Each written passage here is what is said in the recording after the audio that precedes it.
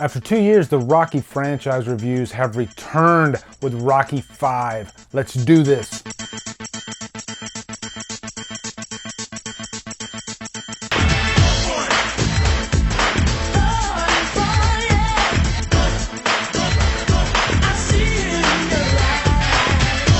Rocky 5 stars Sylvester Stallone, Talia Shire, Burgess Meredith, and is directed by John G. Avildsen. What's up, guys? Creed 2 is coming out in a couple weeks, and I'm so excited. This movie looks so good. I can't wait for it. But a couple years I did Rocky 1, 2, 3, 4, reviewed 4 twice actually. I did a revisited review. I'll put a card right here so you can check out all those reviews to catch up. I'm not gonna go back and re-review 1, 2, and 3, at least not now.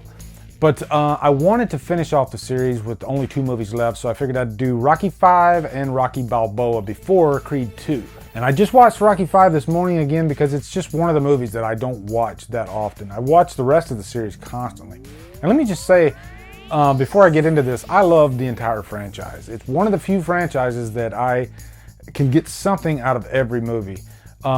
Rocky 5 is the one that I have the most problems with for obvious reasons.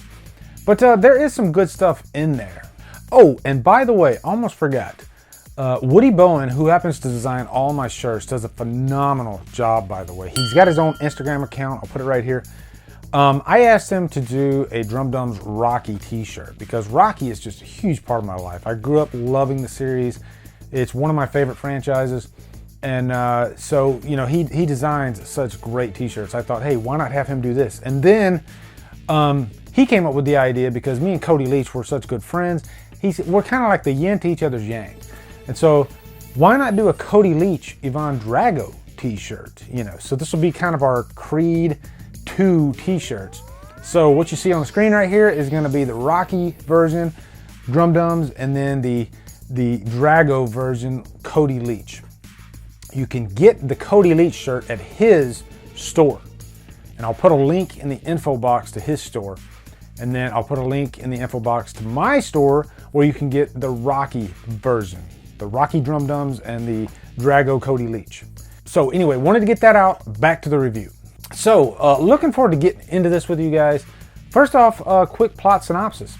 Now, this takes place pretty much right after the events of Rocky 4. And I love at the beginning how they show you, you know, the final fight of the previous movie.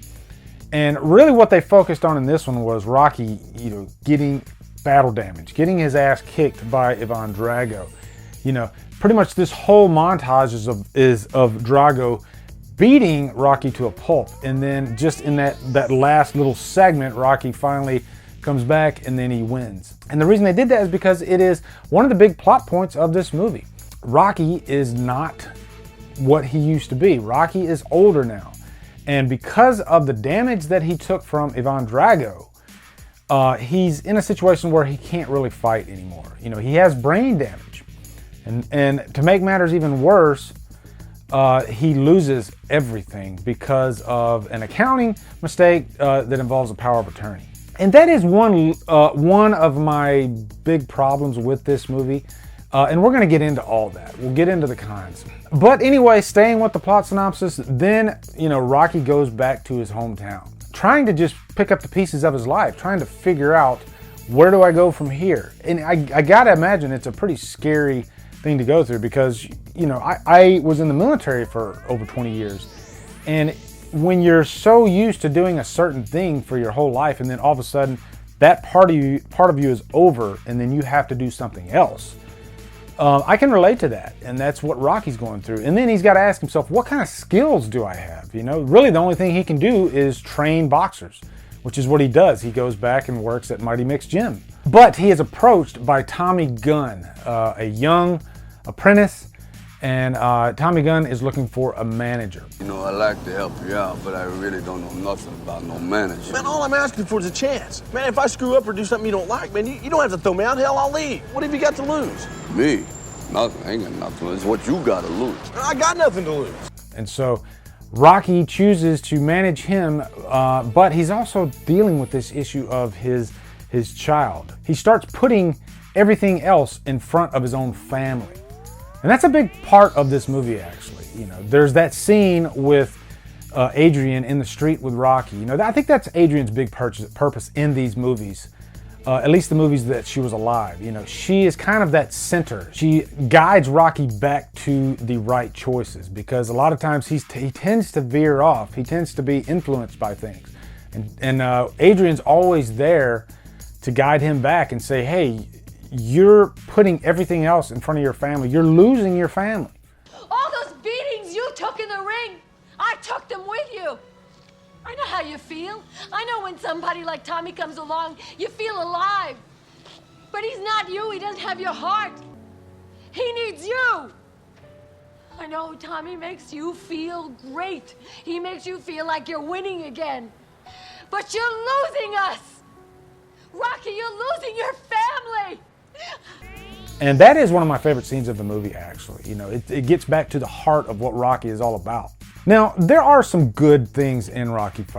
One thing I do love is that he, you know, loses everything and he goes back to pretty much the way he was in the first movie, except the difference now is that he has a wife and a kid to take care of. And so I remember actually when they announced there was going to be a Rocky V, and seeing this poster, because this is before I knew what the movie was going to be about. And I saw this poster and it's Rocky standing, you know, pretty much in the slums of Philadelphia. So with that one poster, they pretty much told you, we're bringing Rocky back to his roots. And that actually excited me back then. I thought, wow, they could actually go to some interesting places with this.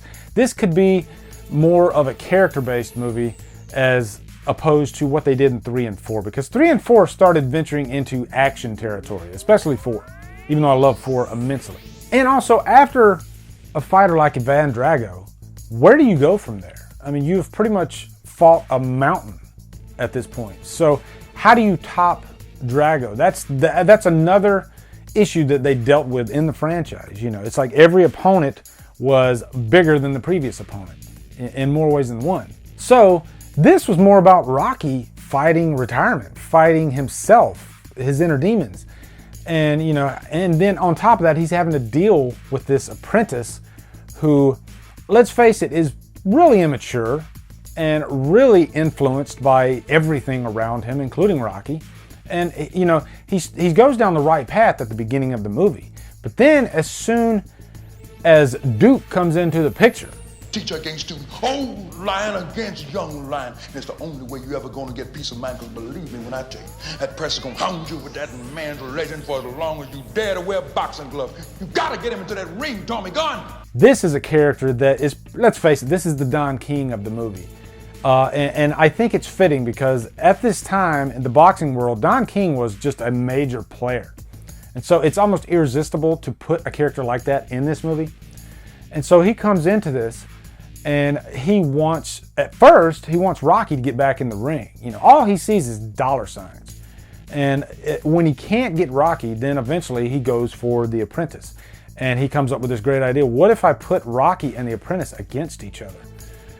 That would be a seat filler and a half. And it would. Also, Sage Stallone. It made me sad watching this because I know Sage, he died back in 2012. And it's just a shame because this, I think, was his first movie, and he does a really good job, actually. There's a few scenes in here where he's at odds with his father, and he's got some pretty heavy dialogue to deal with, some pretty long scenes, actually. And I think that's a lot to put on a child for his first acting job. But Sage did a fantastic job, actually. Hey, what are you saying to me, kid? You're like another person. You're the other person. You said I would be number one to you. You said that and you lied. You lied to me and you lied to Mom. I never lied to you. Tommy needed my help. So did I. And remember when you said to watch out for scams and deceptions? Yeah?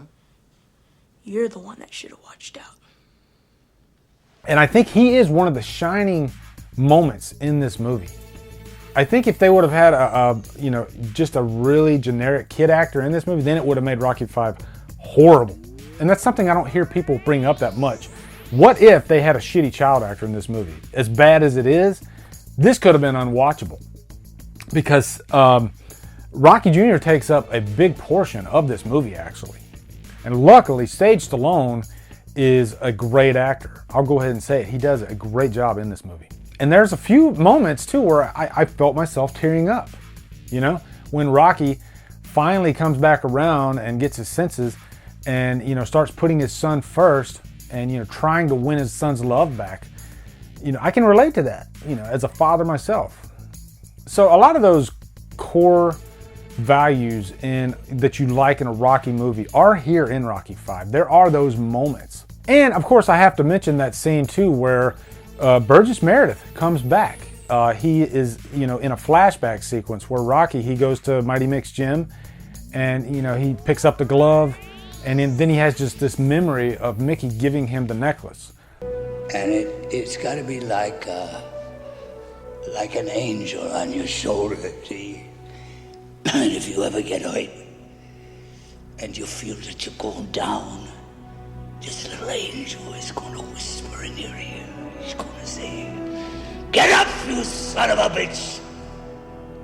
Because Mickey loves you."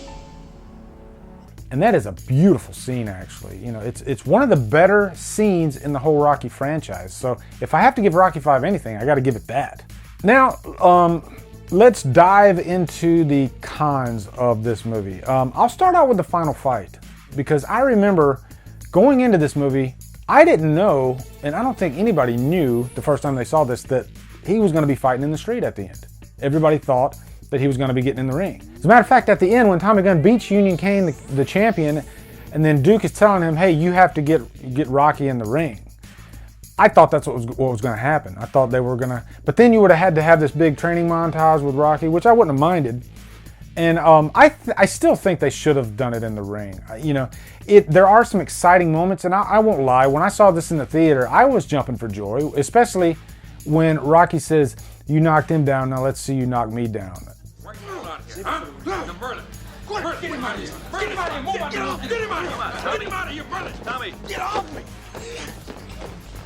You knocked him down. Why don't you try knocking me down? No. In the ring.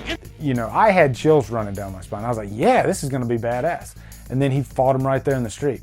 But, you know, stepping back from it, looking back, it is the weakest final fight out of the whole franchise.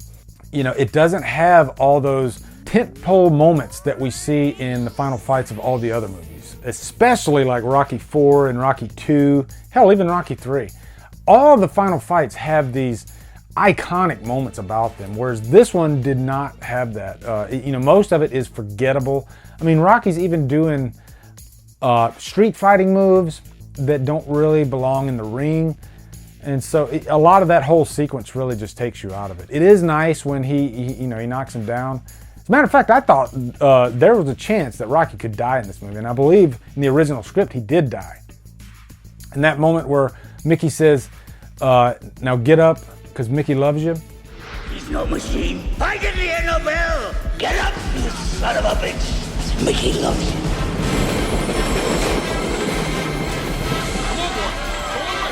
That's a good moment. But overall, it's just a very forgettable final fight.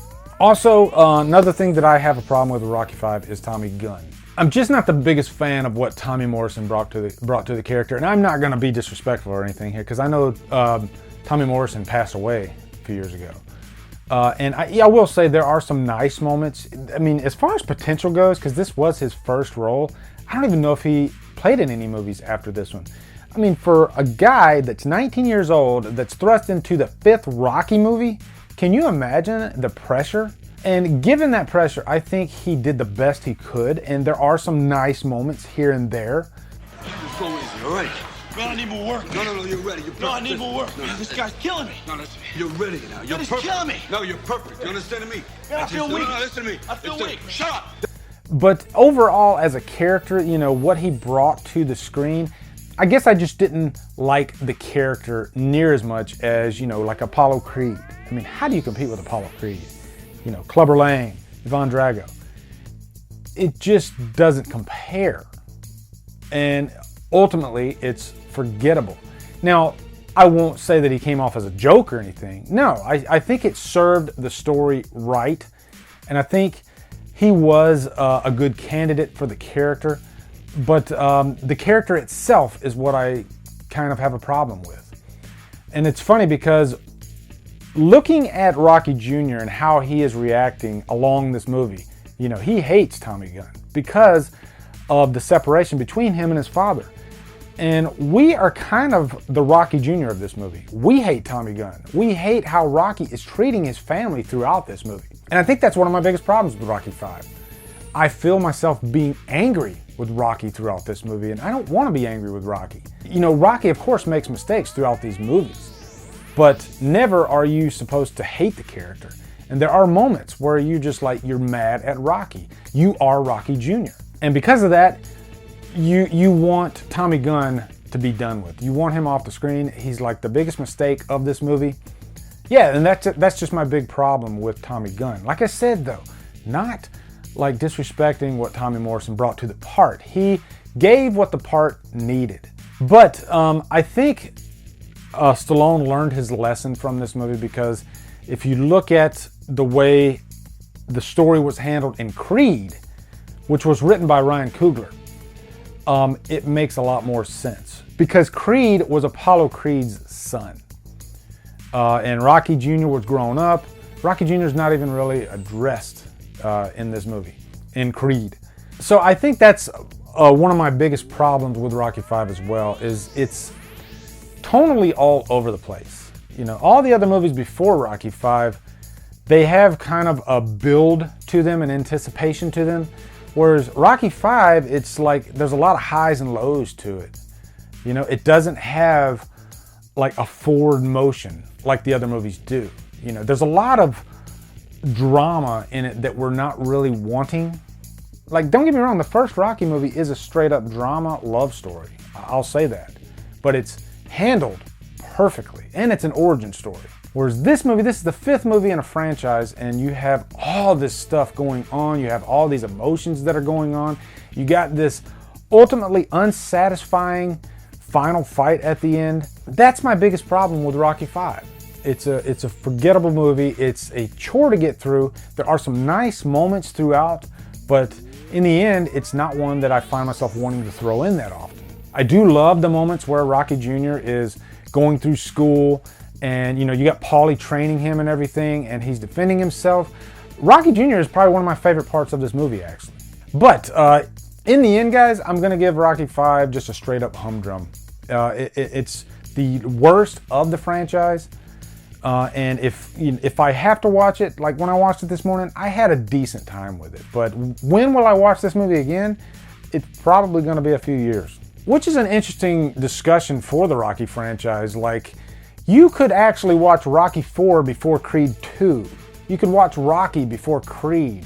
You know, it's one of those franchises that you don't necessarily have to go in order to enjoy, because all the movies have different themes that they address, and you know, Rocky IV fits with Creed II quite well, actually. So anyway, guys, that's my review for Rocky V. Looking forward to doing Rocky Balboa for you guys. Anyway, let me know in the comments what you guys think. And also, I will be doing a Rocky ranking after Creed II comes out, so look forward to that. Anyway, guys, be sure to come over to Killer Flicks, where we talk horror all day and every day. And on Fridays, we'll do Free For All Fridays, where we can talk Rocky and stuff like that. Follow me at Drumdums on Facebook, Twitter, Instagram, Letterboxd, and now Stardust. If you like what I'm doing, hit that subscribe button. I'd really appreciate it. Anyway, guys, thank you so much for watching. Have a great day, and Drumdum out.